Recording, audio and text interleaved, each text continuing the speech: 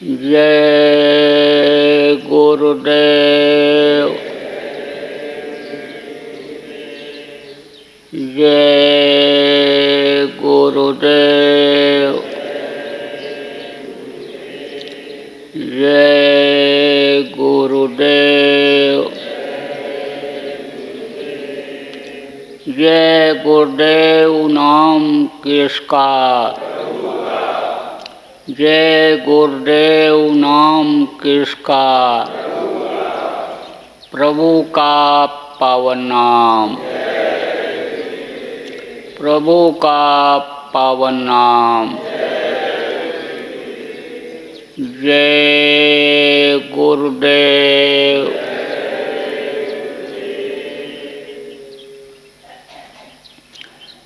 सर्वसमर्थ सर्वत्र अस्मरणीय परम पूज्य गुरु जी महाराज, उपस्थित सभी साधक भाई बहन, बच्चियों और बच्चियों, आज 7 मई 2020 उज्जैन आश्रम, प्रातःकाल की बेला, सुमिरन ध्यान भजन का समय। वैशाख पूर्णिमा, बुद्ध पूर्णिमा की तिथि। अमावस्या और पूर्णिमा ये तो कई आते हैं साल में, लेकिन कुछ पूर्णिमा का इतिहास होता है, उसका महत्व होता है और उसको अलग तरीके से मनाते हैं। जैसे आषाढ़ पूर्णिमा को गुरु पूर्णिमा कहा गया, श्रावण पूर्णिमा को रक्षाबंधन मनाया जाता है, आषाढ़ पूर्णिमा को गुरु की पूजा की जाती है, गुरु के बताए रास्ते पर चलने का संकल्प बनाया जाता है। आप ये समझो कि शरद पूर्णिमा कुआर में आती है, जब ठंडी की शुरुआत होती है तो कहते हैं कि पूर्णिमा के दिन रात को खीर बना करके रखो, तो पूर्णिमा के जो गुण है, शीतलता है,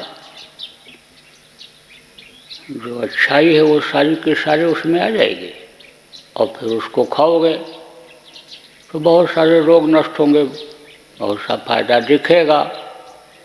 कार्तिक पूर्णिमा आती है, नदियों में लोग स्नान करने के लिए जाते हैं, दान पुण्य करते हैं। ये जो वैशाख की पूर्णिमा है, ये बुद्ध पूर्णिमा कहलाती है। आप देखो, इस धरती पर अन्य बहुत से संत हुए, बहुत सी अवतारिक शक्तियाँ हुई। आप समझो कच्छ, मच्छ, बाराह, ये सब अवतार हुए हैं। उन्हीं अवतारों में बुद्ध को भी एक अवतार बताया गया। ये विष्णु लोक से आए थे काम करने के लिए, प्रचार करने के लिए, लोगों को समझाने बताने के लिए। यह ऐसे समय पर आए कि जब ईर्ष्या, द्वेष, वैमनस्यता, लड़ाई झगड़ा बढ़ने लगा था। कहाँ जन्म लिया था इन्होंने? नेपाल में कपिलवस्तु एक जिला है, तालुका, वहाँ पर लुम्बिनी है। लुम्बिनी जंगल था पहले, और उसी जंगल के पास में गांव था। वहाँ के राजा थे लुम्बिनी के, उस क्षेत्र के राजा थे। इनका नाम शुद्धोधन था। उन्हीं के यहाँ इनका जन्म हुआ था। 6 दिन के ही थे तभी माँ खत्म हो गई। तो इनकी मासी यानी माँ जैसी, जिसको मौसी कहते हैं, उसने इनका पालन पोषण करके बड़ा किया था। पिता ने शिक्षा दीक्षा दिलाई। उस समय की शिक्षाएं अलग हुआ करती थी, आज की तरह से यूनिवर्सिटी और ये कॉलेज नहीं थे, विश्वविद्यालय इस तरह के नहीं थे, टेक्निकल कॉलेज इस तरह के नहीं थे। उस समय पर अलग अलग तरह की शिक्षाएं होती थीं।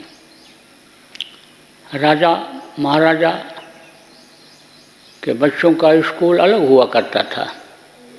उसमें राज्य को कैसे चलाते हैं, प्रजा का कैसे पालन करते हैं, किस तरह से रहते हैं, किस तरह से आचरण व्यवहार करते हैं, ये चीज़ें ज़्यादा सिखाई जाती थी। जो गुरुकुल होते थे, जगह जगह पर उनकी शिक्षाएं इससे कुछ भिन्न होती थीं। उसमें प्रजा के बच्चे जाते थे, जो ऋषि मुनि शिक्षा का केंद्र बनाते थे और खुद बच्चों को पढ़ाते थे, सिखाते थे। उनके अंदर सारा ज्ञान आ जाया करता था। और जो राजाओं के स्कूल हुआ करते थे, उनमें कुछ ज्ञान अधूरा रह जाता था। तो जो कुशल राजा होते थे, बुद्धिमान राजा होते थे, वे वेश बदल करके प्रजा के बीच में जाते थे और बहुत सारी बातें सीखते थे, अनुभव करते थे। जैसे डॉक्टरी पढ़ने वाला विद्यार्थी है, छात्र है, मेडिकल स्टूडेंट जिसको कहते हैं, उसको पहले पढ़ाते हैं, उसके बाद प्रैक्टिकल कराते हैं। जैसे ये इंजीनियरिंग कॉलेज के बच्चे होते हैं, इंजीनियरिंग पढ़ाते हैं, फिर फील्ड में भेजते हैं कि जाओ तुम नपाई करो, इस तरह सड़क बनवाओ, इस तरह मकान बनवाओ, क्षेत्र में भेजते हैं, प्रैक्टिकल कराते हैं। ऐसे ही प्रैक्टिकल आप समझो कि कुछ कराते, और कुछ जो बुद्धिमान लोग होते थे, जैसे आज भी रिसर्च करते हैं किसी चीज़ पर, पढ़ के तो कई विद्यार्थी निकलते हैं, लेकिन तेज दिमाग वाले उसी में PhD करते हैं। वो घूम करके हर चीज़ का अनुभव किया करते थे। इधर जो ऋषि मुनियों के आश्रमों पर गुरुकुल हुआ करता था, वो कहाँ होता था? जहाँ पहाड़ियों पर, जंगलों में, नदियों के किनारे वो रहते थे, वहीं पर वो चलाते थे। तो बच्चे जब वहाँ चले जाते थे तो बहुत सी चीज़ों की जानकारी उनको समाज की नहीं रह जाती थी जब तक वहाँ रहते थे। जैसे मिलिट्री की एरिया होती है, तार लगा रहता है, बाउंड्री वाल खिंची रहती है, उसी में उनको रहना होता है। समाज में क्या हो रहा है, जब बाहर निकलते हैं, छुट्टी पर आते हैं या कोई काम से जब बाहर जाते हैं, तब उनको पूरा दिखाई सुनाई पड़ता है, लेकिन अनुभव तो भी पूरा नहीं हो पाता। जैसे आश्रमों पर आप बहुत से लोग रहते हो और बाहर जो नहीं जाते हो, भजन सेवा में लगे हुए हो, शहर में क्या हो रहा है, दुनिया में क्या हो रहा है, आपको अनुभव नहीं हो पाता है। तो क्या करते थे, पढ़ाते सिखाते और फिर अनुभव के लिए भेज दिया करते थे। तो महात्मा जी के यहाँ गांव का एक लड़का रहता था। तो जब ये हुआ कि अब ये पढ़ाई कर लिया है, अब इसको भेजा जाएगा, परिवार के बीच में जाएगा, तो गृहस्थ आश्रम का अगर इसको कुछ जानकारी नहीं कराया जाएगा तो इसका ज्ञान अधूरा रह जाएगा। महात्मा जी ने कहा कि जाओ तुम घूम आओ नीचे, पहाड़ी पर से उतर करके जहाँ आश्रम था, विद्यालय था, कहा जाओ तुम नीचे घूम आओ। तो लड़का आया, हारा थका बैठा था, थक गया था, इतना चला तो था नहीं। तो शाम का समय हो रहा था, सोचा कहाँ जाएं, क्या करें। तब तक उधर से एक जुलूस जैसा उसको दिखाई पड़ा, जैसे जुलूस निकलता है। तो देखा कि 4 आदमी पालकी को कंधे पर रख करके और किसी को बैठा करके लेकर के आ रहे हैं, जो बहुत अच्छा कपड़ा पहने हुए है, सुंदर देखने में लगता है। मेकअप कर देते हैं ना शादी ब्याह में, अच्छा खासा पैसा मेकअप वाले लेते हैं लड़के लड़कियों का दूल्हा बनाते समय, क्योंकि दूल्हे को ही लोग देखते हैं, दुल्हन को ही लोग देखते हैं। जयमाल डालते समय बारातियों की कोई कीमत नहीं होती है, वो तो संत अगर चाहें तो कीमत लगा दें, उनके पास सब तरीका होता है। तो आज जब गुरु महाराज ने पहनाया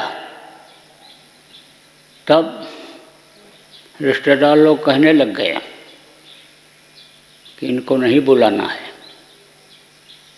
नाक कटवा देंगे ये, लोग कहेंगे कि इनके रिश्तेदार गरीब हैं, नहीं बुलाना है।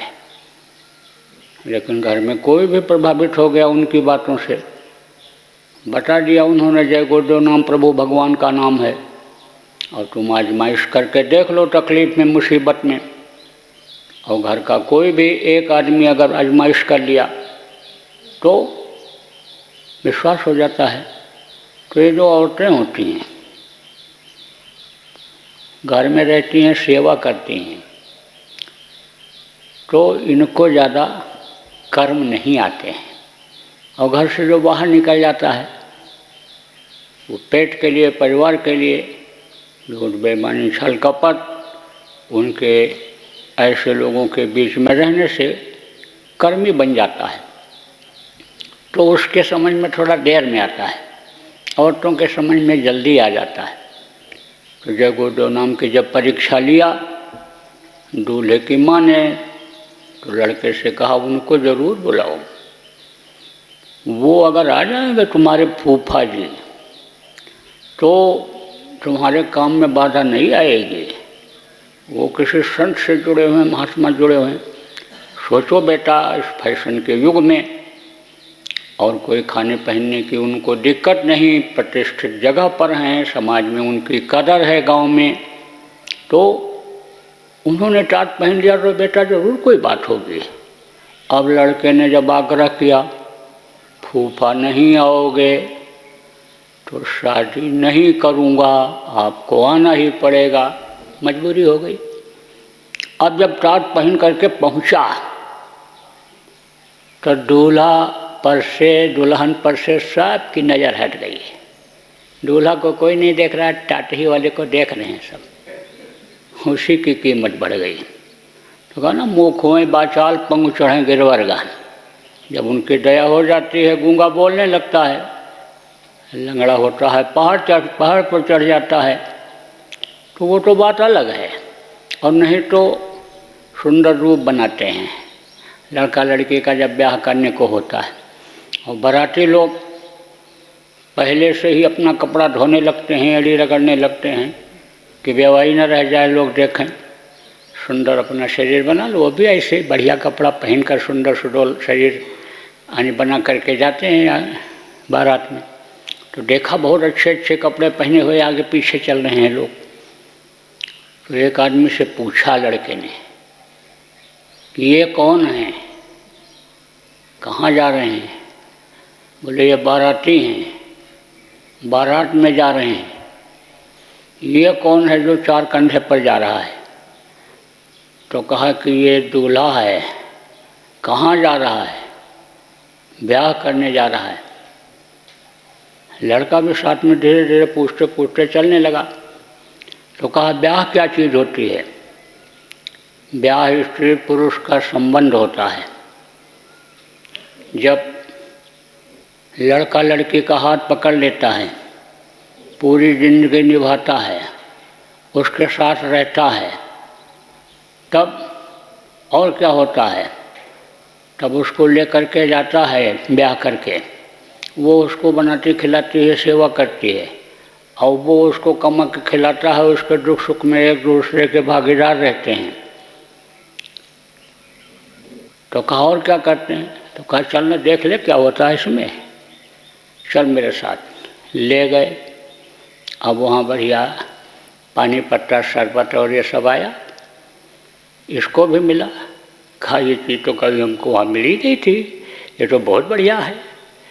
अब जब तैयारी हो गई और दूल्हे को अंदर ले जाने लगे, तब फिर उन्हीं से पूछा। अब लोग और रुचि लेने लग गए, इसके बोलापन को देखकर लोग हंसी भी करने लग गए। पूछता जाता था, ऐसा ऐसा सवाल करता था कि लोग हंस पड़ते थे।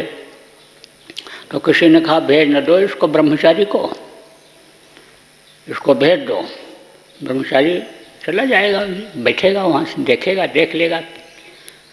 तो कहा ना कि भोले जो होते हैं उनसे कोई खतरा नहीं होता है, भगत जो होते हैं उनसे कोई खतरा नहीं होता है। खतरा किससे होता है? चंद चालाक से, होशियार से, कभी भी धोखा दे सकते हैं स्वार्थ में अपने।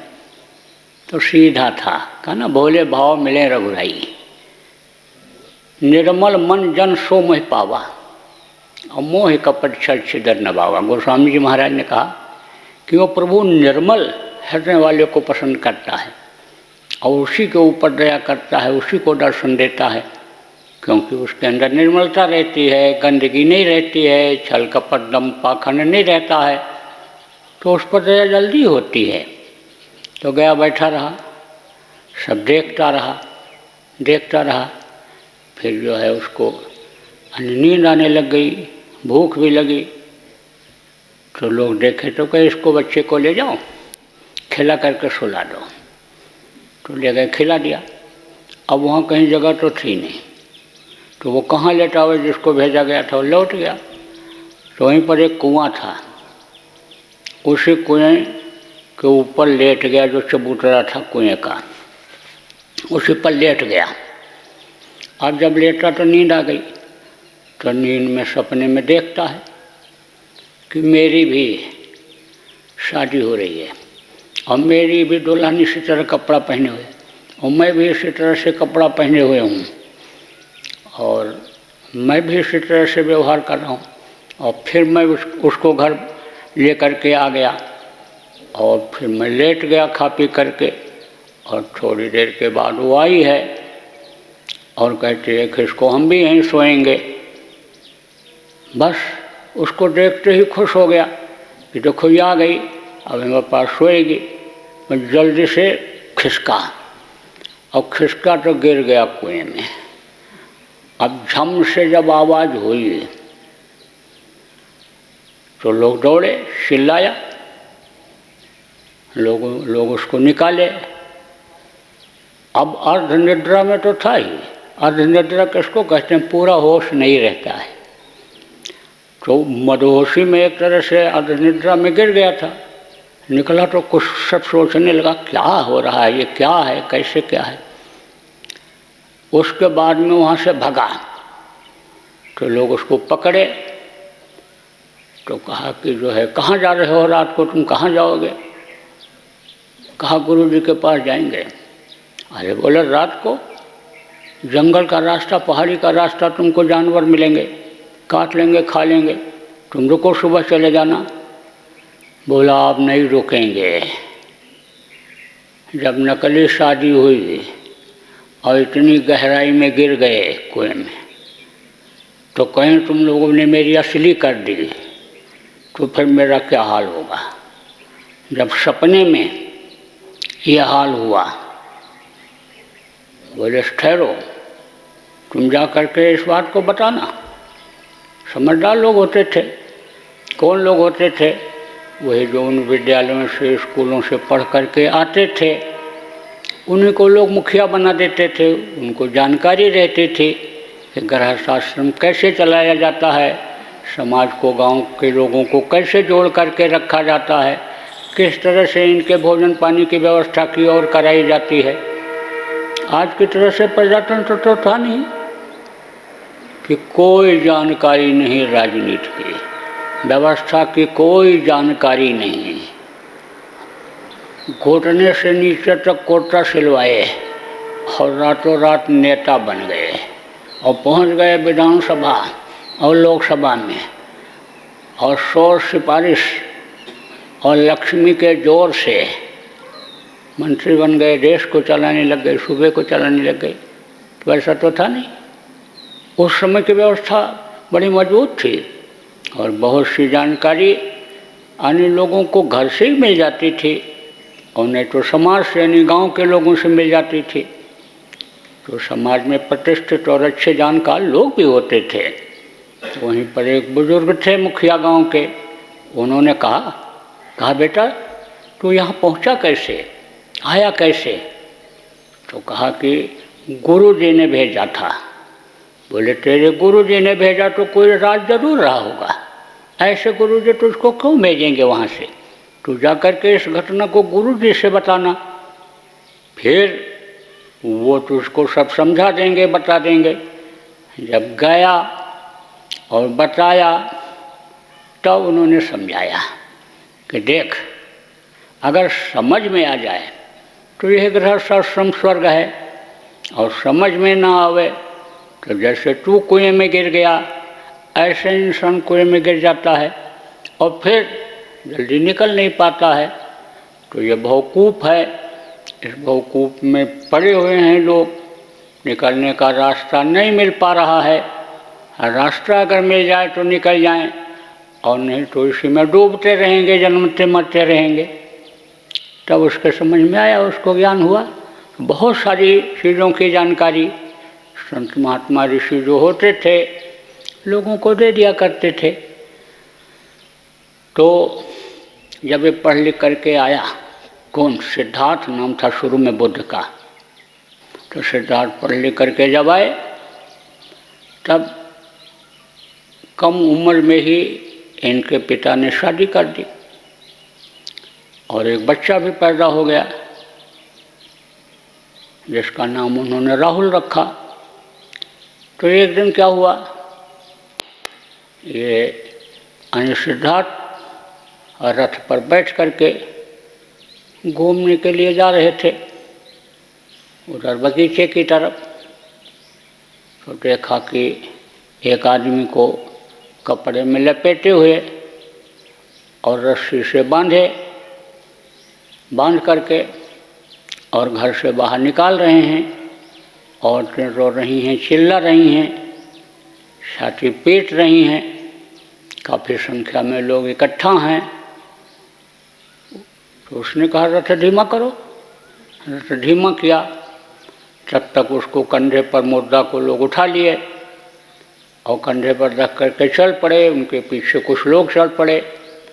तब सारथी किसको कहते हैं, जो रथ को चलाता है, उससे उन्होंने पूछा, कहा ये कौन है और ये पीछे जा रहे हैं वो कौन है, और जो सफ़ेद कपड़े में रस्सी से बंधा हुआ है वो क्या है? तब उन्होंने कहा मुर्दा है। मुर्दा क्या होता है? इस शरीर से जब प्राण निकल जाते हैं तो इसको मुर्दा कहते हैं, इसको मिट्टी कहते हैं। तब कहे तो अब इसको क्या करेंगे, कहाँ ले जा रहे हैं? बोले इसको जला करके राख कर देंगे या ज़मीन में नीचे दबा देंगे गड्ढा खोद करके। तो कहा अच्छा क्यों दबा देंगे? तो कही क्योंकि ये मर गया।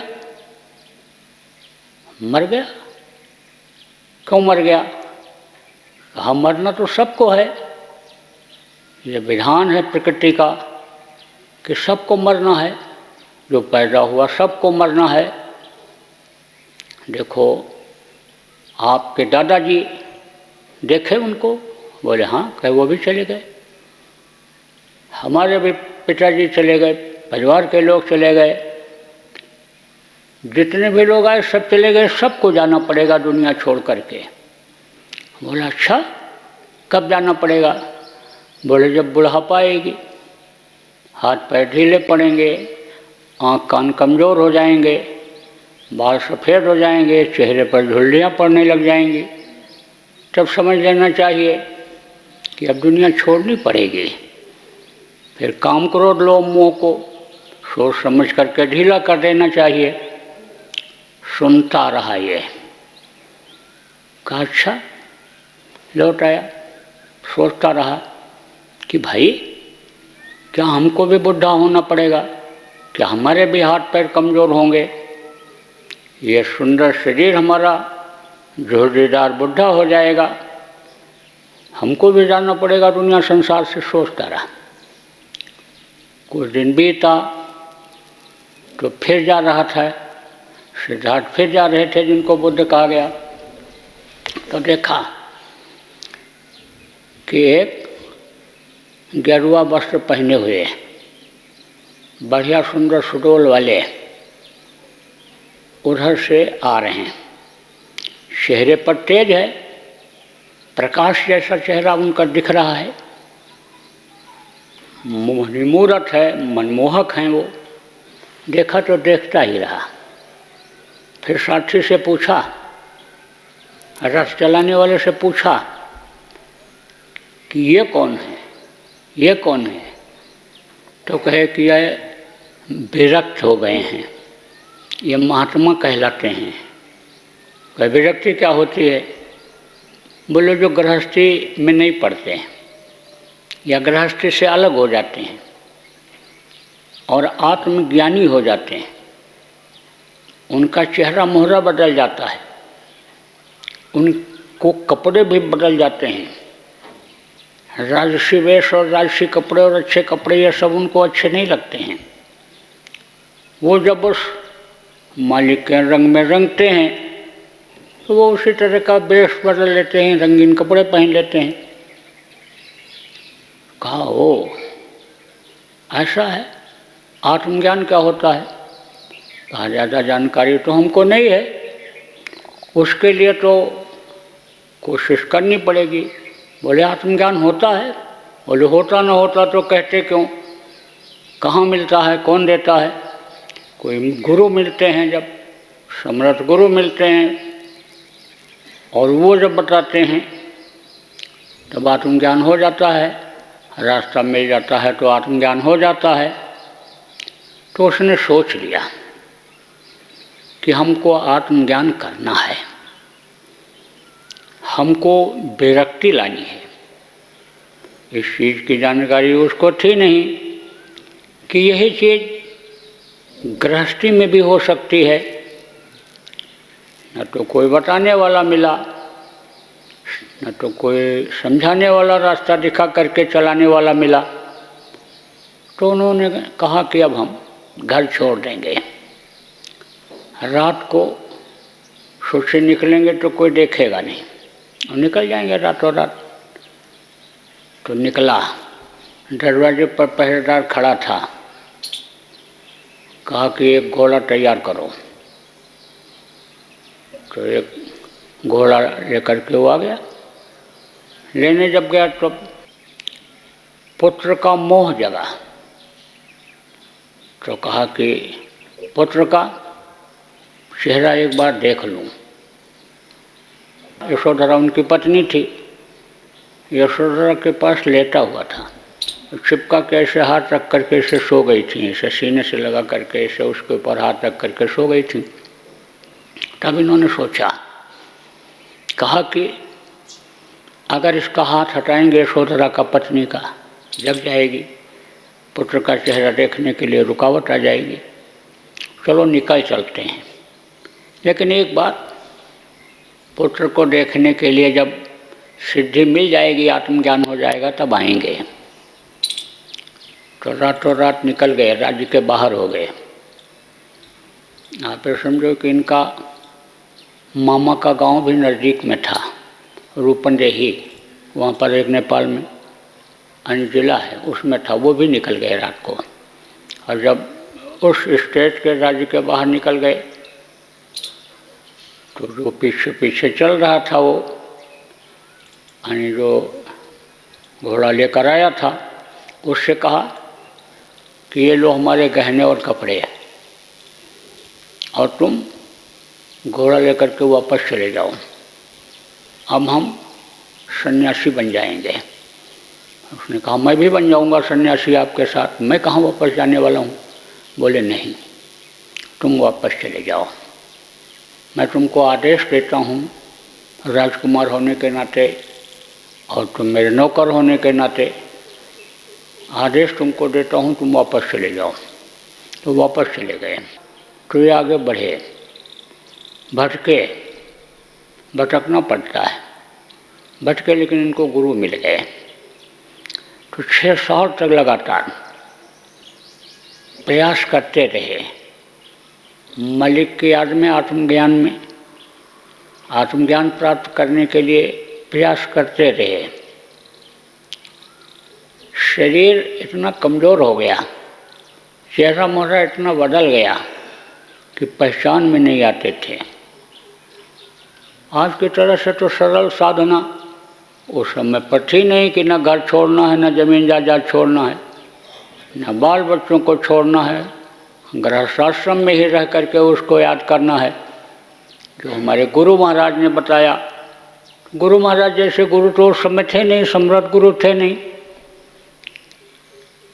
तो शरीर को लोग तपाते थे, गलाते थे, भूखा प्यासा रखते थे। अब देखो मनोहर शत्रुपा ने इतना तपस्या किया कि उनका शरीर बिल्कुल गल गया, लेकिन उस समय पर हड्डी में प्राण होते थे, हड्डी खाली बची थी। तो कहा जा पर जाकर सत्य सनेहु और ताहि मिलन में कछु संदेहु। जब आदमी संकल्प बना लेता है कि हमको मालिक का दर्शन करना ही करना है, हमको आत्म दर्शन करना ही करना है, अपनी पहचान करनी ही करनी है, मैं कौन हूँ, मुझे बनाने वाला कौन है, जब संकल्प बना लेता है तो कहा धीरज धरो करो विश्वासा, और पूर्ण होंगे एक दिन आशा, तो आशा पूरी हो जाती है। और जब मनोहर शत्रुपा को शब्द मिला तो कहा ना मृतक जियावन घेरा सुहाई, यानी जब वो शब्द की धार मिली, अमृत मिला, तो एकदम चैतन्यता आ गई। और उसी समय से हृष्ट पुष्ट तन भय शरीरा, शरीर एकदम हृष्ट पुष्ट हो गया। कहा ना मानो अभी भवन ते आए, मालूम पड़ा कि जैसे अभी उतारे गए हैं वहाँ से, माँ के पेट से शरीर को बना करके भेजा गया है। जैसे माँ के पेट में मालिक तैयार कर देता है शरीर को, कोई कमी नहीं रखता है, ऐसे ही हो गए। इसी तरह से पानी समझो जब ये कमज़ोर पड़े तो इनके साथ और भी साधना करने वाले 5 लोग थे। यानी उनके अंदर तो यही रहा कि जब तन को जलाएंगे तभी वो मिलेगा, तभी आत्मदर्शन होगा। लेकिन इनके विचार बदल गए, बोले जब शरीर ही नहीं काम करेगा तो हम क्या साधना करेंगे। तब इन्होंने भोजन लेना शुरू कर दिया, और जब भोजन लेना शुरू किया तो वो 5 चले गए। बोले कि इनको बताया गया कि शरीर को जलाओ तपाओ, तो वो रास्ता इन्होंने छोड़ दिया। अब इनको कैसे आत्मज्ञान होगा, तो आप इनका साथ छोड़ दो, नहीं तो इसका असर हमारे ऊपर भी आएगा। तो वो लोग तो छोड़कर चले गए। लेकिन ये उस वक्त पर बढ़ते बढ़ते यानी गया, जो बिहार में है, बोध गया जिसको कहते हैं, ये वहाँ पहुँच गए। और वहीं पर एक पीपल का पेड़ था। वो पीपल का पेड़ तो अब कहाँ रह सकता है, क्योंकि कई 100 वर्ष हो गए इनको गए हुए। तो आप ये समझो कि आनी पीपल के पेड़ के नीचे बहुत से लोग तो कहते हैं ये वही पीपल का पेड़ है, वही वृक्ष है ये जिसमें बोध हुआ था बोध गया में। तो बैठे हुए थे, तो वहीं पर पड़ोस की एक औरत थी, वो इनको दे जाती थी भोजन, खीर वगैरह कुछ हल्का फुल्का बना करके दे जाती थी। तो खाते थे। और ध्यान लगाते थे। तो इनकी जो पैदाइश हुई थी, जब पैदा हुए थे, तो उस दिन भी बैसाख की पूर्णिमा थी। और जिस दिन बोध हुआ, इनको आत्मज्ञान हुआ कि मैं तो परमात्मा का अंश हूँ, और इस शरीर को छोड़ करके ऊपर गए, ऊपरी नज़ारा देखा। वो रात भी आप ये समझो कि बैसाख की पूर्णिमा की ही थी, और 80 वर्ष की उम्र इनकी रही इस लोक में, संसार में। और जब इन्होंने कुशीनगर जगह है गोरखपुर से आगे, वहाँ पर इन्होंने शरीर को त्यागा था, तो वो भी त्यागने का दिन, त्यागने की तिथि यही थी बैसाख पूर्णिमा। इन्होंने अपने जीवन में एक प्रचार का लक्ष्य बनाया, उद्देश्य बनाया लोगों में सुधार लाने का। और इनके बहुत से प्रचारक हुए जिन्होंने देश में ही नहीं, भारत में ही नहीं, 10 देशों में प्रचार किया। बहुत से देश ऐसे हैं कि जहाँ बौद्धिस्ट बहुत ज़्यादा हैं। तो आप समझो कि आज के दिन बुद्ध पूर्णिमा का महत्व वो लोग ज़्यादा देते हैं, इसीलिए देते हैं। तो किसी न किसी पूर्णिमा का कोई न कोई इतिहास हुआ करता है, हर पूर्णिमा का कोई न कोई इतिहास हुआ करता है। कहते हैं पूर्णिमा के दिन अन्य बुराइयों को छोड़ना चाहिए, इसको त्यौहार की तरह मनाना चाहिए, खुशी खुशी मनाना चाहिए और अच्छाई को ग्रहण करना चाहिए। तो आप प्रेमियों को तो इन पिछली परंपराओं से गुरु महाराज ने अलग कर दिया, क्योंकि अब माहौल भी और समय भी वैसा नहीं रहा। न उस तरह की धार्मिकता है, न उस तरह का सत्य है, न अहिंसावादी प्रवृत्ति है, न त्याग और वैराग है पीछे जैसा। अब तो ये मन समझो शरीर को भोग में लगा दिया। पहले बचपन से ही योग सिखाया जाता था और लोग योगी बन जाते थे, गृहस्थाश्रम में भी और उससे भी बाहर रह करके उस मालिक को बराबर याद करते थे। पूजा पाठ का नियम बना हुआ था।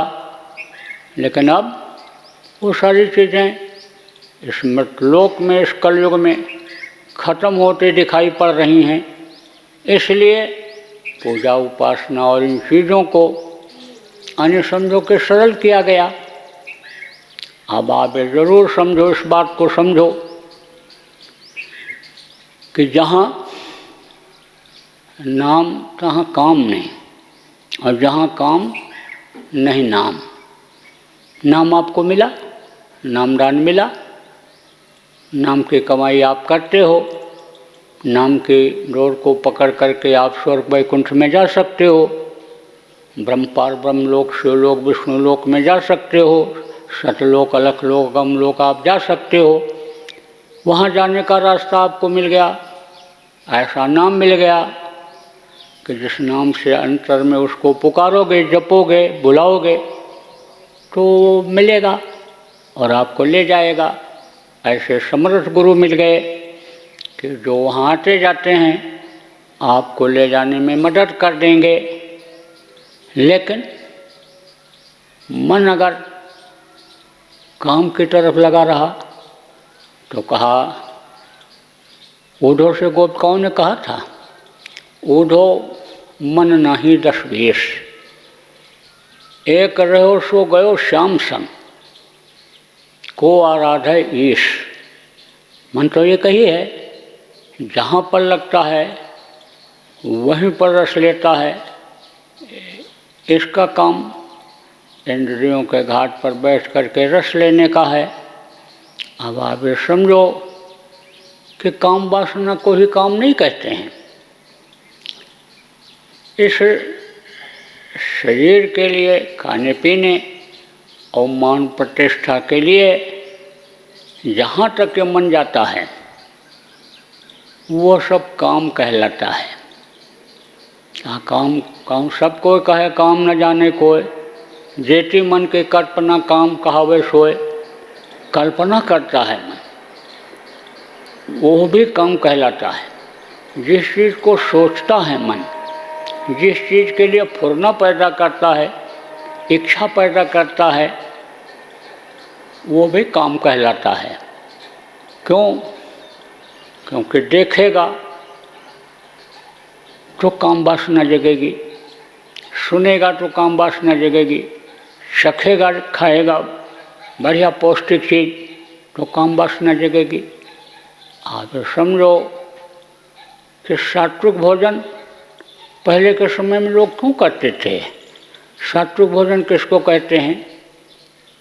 चिकना चुपड़ा गरिष्ठता जिसमें न हो, जो आराम से हजम हो जाए, ऐसा भोजन जो इंद्रियों को उत्साहित न करे, ऐसा भोजन सात्विक भोजन कहलाता है। लेकिन जब से लोग मांस खाने लग गए,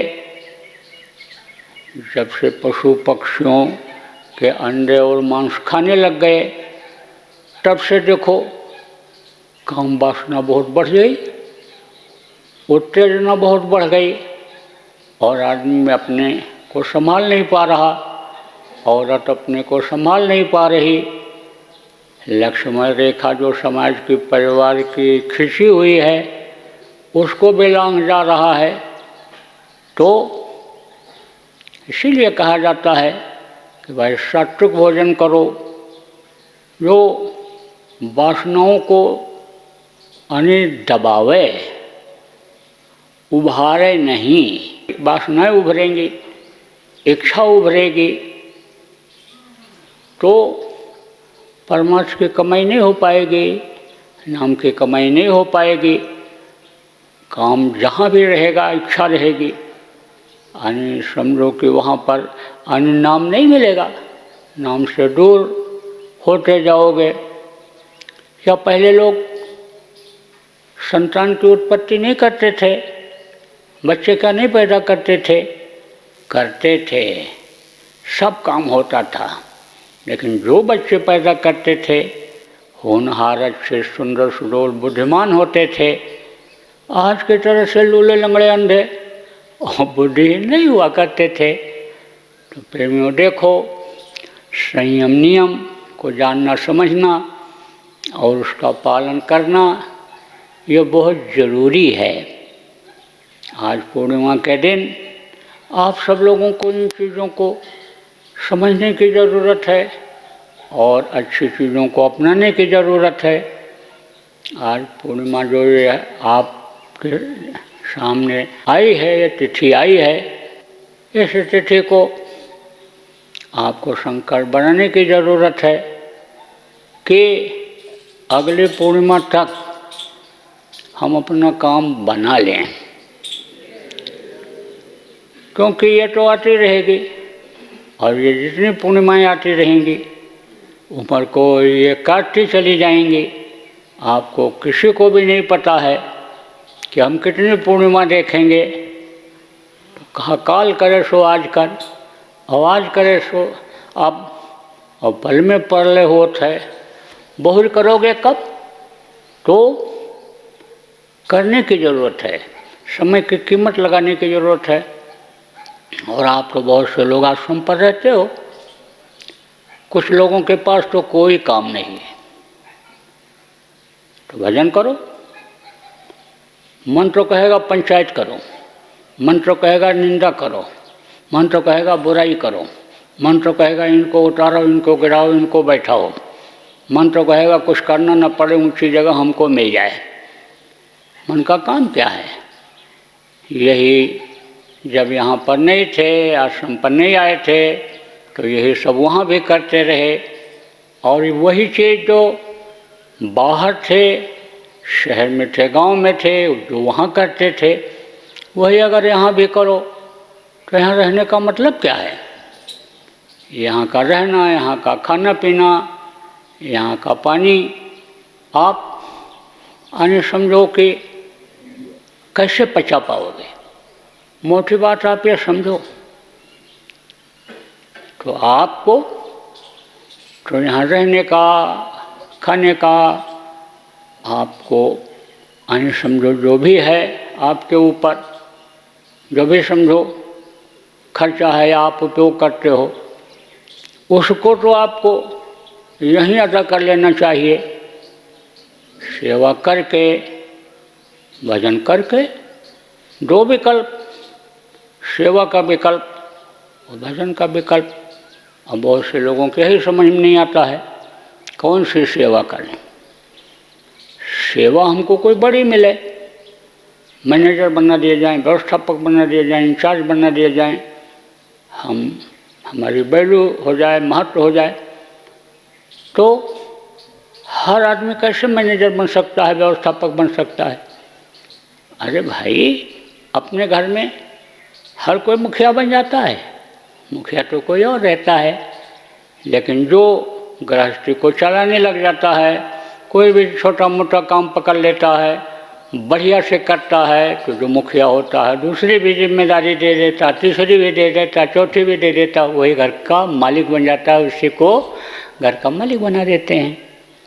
तो प्रेमियों, हम कोई दोष भाव से नहीं कहते हैं आपसे, आपको तो ये समझना चाहिए, सोचना चाहिए। कुछ लोग आप पढ़े लिखे लोग, बुद्धिमान लोग हो, आपको अपनी बुद्धि का प्रयोग करना चाहिए, आपको अपनी पढ़ाई लिखाई और जीवन का अनुभव गुरु महाराज के मिशन की पूर्ति में शेयर करना चाहिए। तो आप इस बात को समझो। आज पूर्णिमा के दिन देखो प्रेमियों, गुरु महाराज का वार्षिक भंडारा आ रहा है, 20 मई को होगा।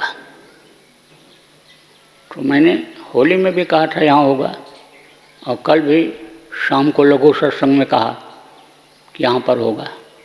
तो यहाँ पर होगा, लेकिन पिछले भंडारों की तरह से नहीं हो पाएगा, क्योंकि परिस्थितियाँ हैं। आदमी को परिस्थिति का दास बनना ही पड़ता है, परिस्थिति में ढलना ही पड़ता है, और जो परिस्थिति में नहीं ढल पाते हैं वही कायर कहलाते हैं, बुज़दिल कहलाते हैं, उन्हीं का नुकसान होता है। इसलिए जब इस समय पर कोरोना रोग फैला हुआ है और आपके उज्जैन में काफ़ी कुछ फैला हुआ है और एकदम चारों तरफ से बंदी है, लॉकडाउन है, घर से लोग निकल नहीं सकते हैं, तो ऐसी परिस्थिति में बाहर से आकर के यहाँ लोग कैसे मना सकते हैं और आप कैसे व्यवस्था कर सकते हो? इसलिए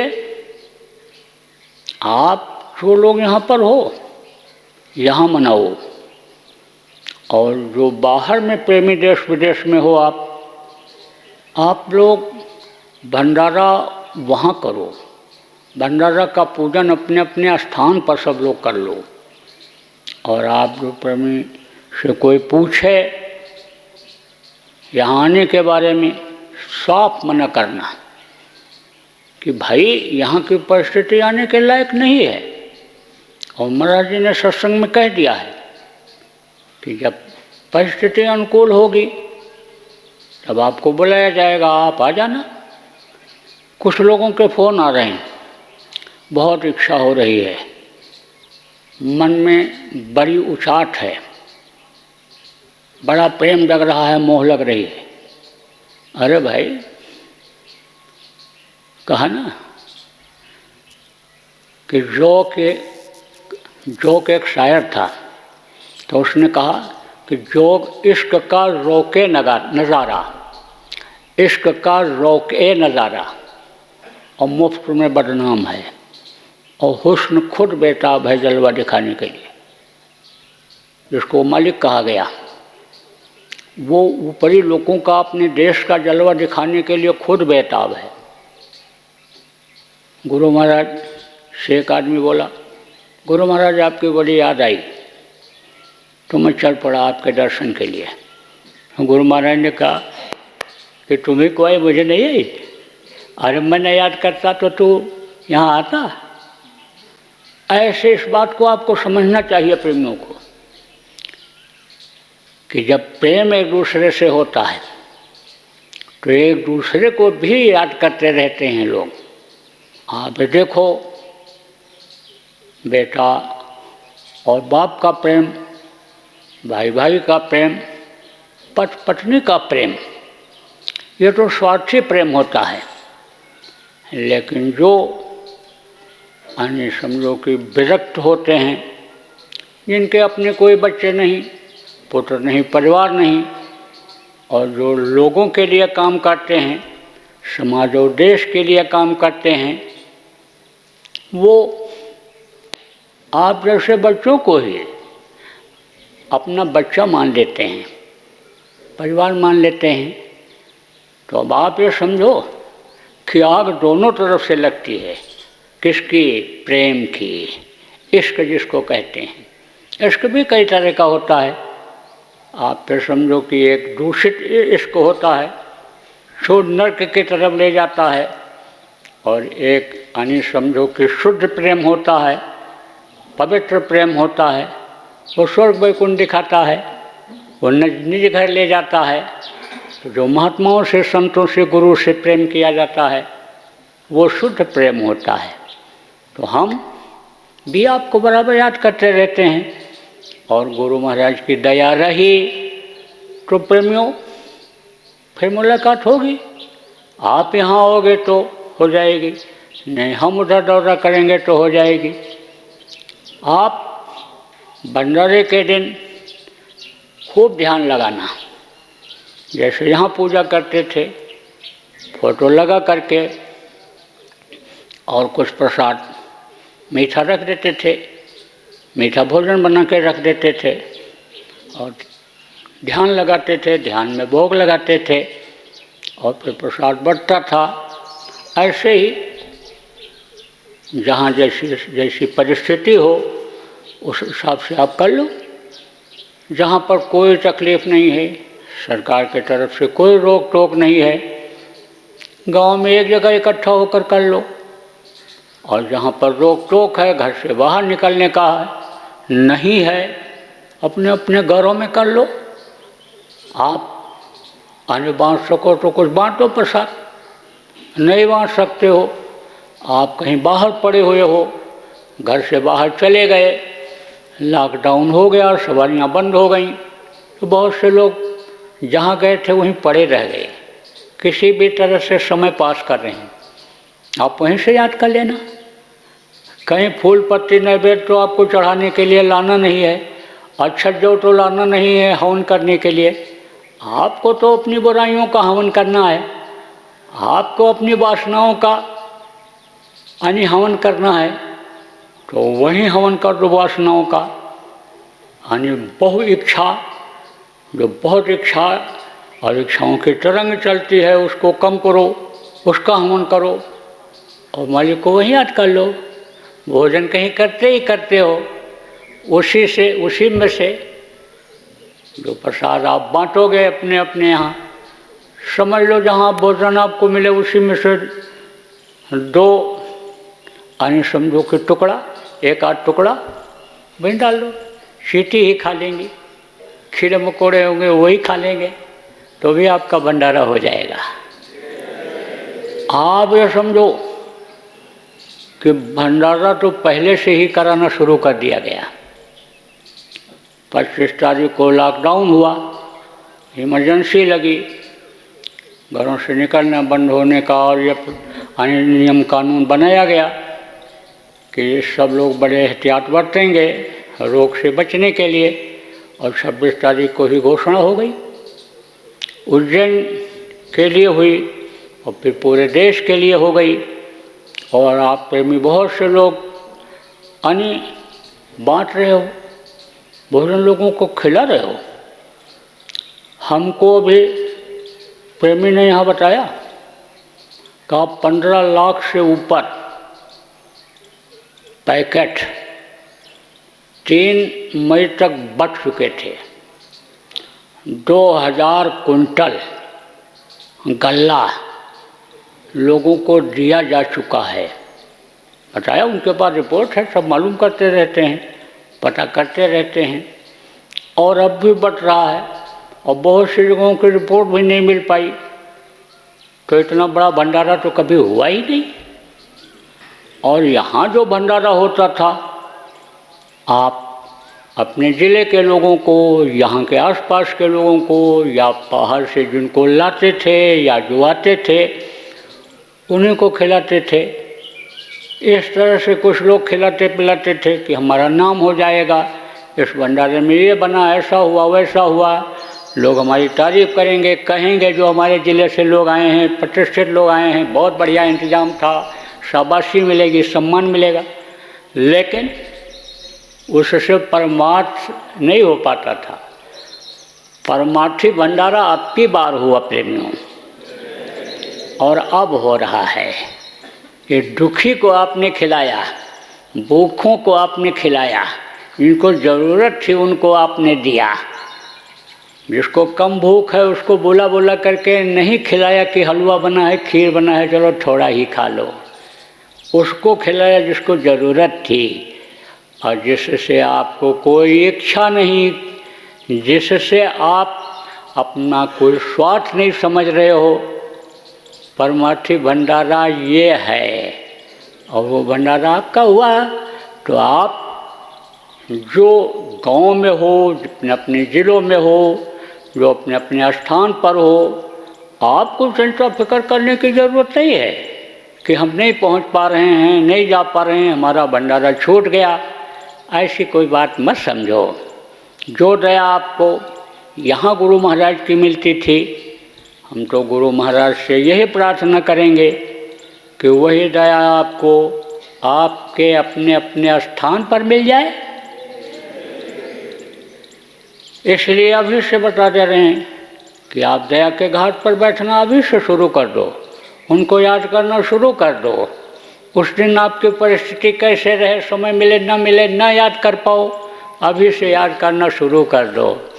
और गुरु महाराज से दया मांगो आज पूर्णिमा के दिन से कि गुरु महाराज अब के भंडारे में हम निराश न हों, खाली न रह जाएं, हमारी झोली भर दो। ऐसी प्रार्थना अभी से करना प्रेमियों शुरू कर दो, तो ये खबर भी आपके और लोगों तक पहुंच जाएगी। व्यवस्था आप कुछ इस तरह की बनाई जा रही है कि सब लोग सब जगह खबर न करें, क्योंकि तोड़ मरोड़ उसमें हो जाता है। जिम्मेदार लोगों तक खबर जाए प्रांत के, और फिर वो जिलों में खबर करें और वो लोग खबर करें, तो उससे शुद्ध और सात्विक, और ये समझो कि बात सब पहुंच जाएगी, मिलावट उसमें नहीं होगी। अब इस समय पर तमाम अन्य इलेक्ट्रॉनिक साधन हैं, वेबसाइट है, यूट्यूब है, और ये सब उस पर अपने संस्था का है पड़ जाएगा। कोई पूछे भी बता दो भाई, उस पर सब पड़ा हुआ है, देख लो। चिट्ठी भी जारी की जाएगी, भंडारे की चिट्ठी गुरु महाराज भी जारी करते थे, तो गुरु महाराज के ही बताए रास्ते पर हमको भी चलना है, तो हम भी जारी करते हैं, वो भी जारी हो जाएगी। तो बोलो जय गुरुदेव, जय गुरुदेव, जय गुरुदेव, जय गुरुदेव, जय जय गुरुदेव।